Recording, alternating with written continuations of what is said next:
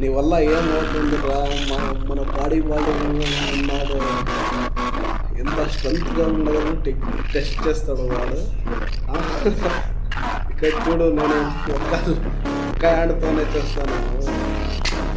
Love body building. Yes, రెండో చేతుల్లో చేసావు కదా, నేను కుర్చుడుని నేను ఒక్క చేతుల్లో చేస్తాను. Excellent good, excellent. ఎట్లా ఉండదు నీ ఫిజిక్స్ యాప్స్? అది చూడు. ఒక చేతుల్లోనే పడుకుంటావా?